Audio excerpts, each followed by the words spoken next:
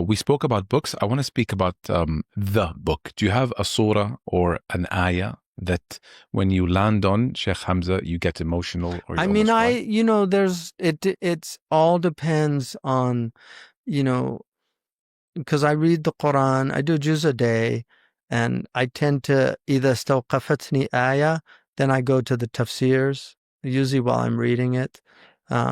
So it just depends on what my hal is, what I'm reading, what I'm thinking about at the time. But things jump out at me from the Quran all the time. And then I see verses that I like. Why haven't I ever seen that verse before? Or I see it in a new light. Or when I look up tafsir, I'm always struck by the fact that sometimes it can be misconstrued if you're not careful, Yeah. because you think you understand the word and then you realize it has a different meaning. But a couple of surahs that I really get excited about when I reach them. One of them is Yunus, and then Ibrahim has a real heavy impact on me. So there's just certain surahs that when I hit them, I always you know, and the thing about the Quran is it's constantly giving. Yeah. It's just never, if you read it on a regular basis, and the more you read it, over many, many years of reading it, it gives more and more to you. And then like today, we were in the Haram and we were reading Fakhruddin al-Razi's commentary on Tilka Hujja wa Tilka Hujjatuna Atainaha Ibrahim ala qawmihi.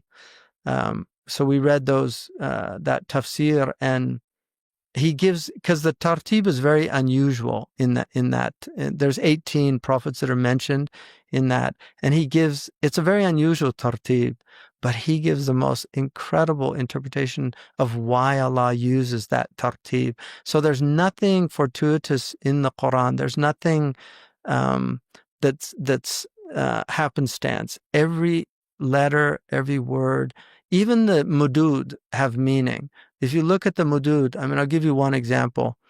If you look at the when Allah subhanahu wa ta'ala tells the Prophet, that قَدْ نَعْلَمُ أَنَّكَ يَضِيقُ صَدْرُكَ بِمَا يَقُولُونَ.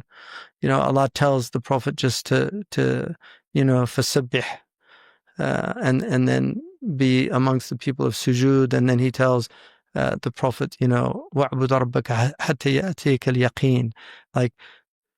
But then the very next verse, which is the beginning of the next surah An-Nahl, أَتَى أَمْرُ اللَّهِ فَلَا تَسْتَعْجِلُوا. So even in that med, it's, first of all, it's fi'l madi, it's in the past tense, but it's maqdi.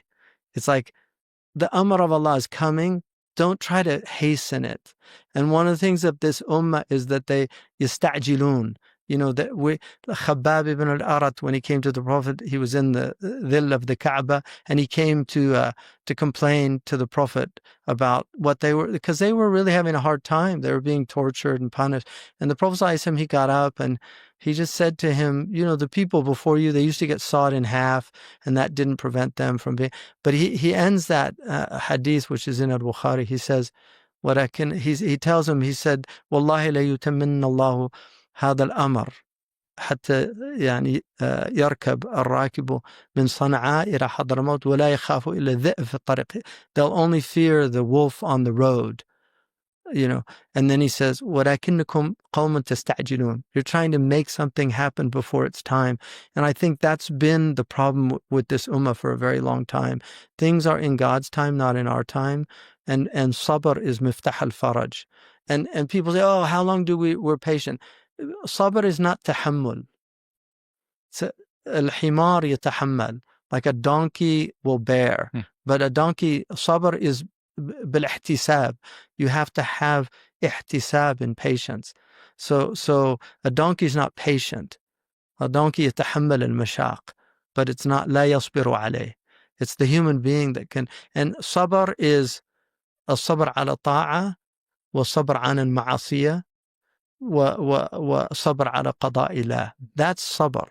It's like that you're in obedience, you're not in disobedience, and you're accepting the qada of Allah subhanahu wa ta'ala. That's real patience. And we haven't been able to realize that as a ummah collectively.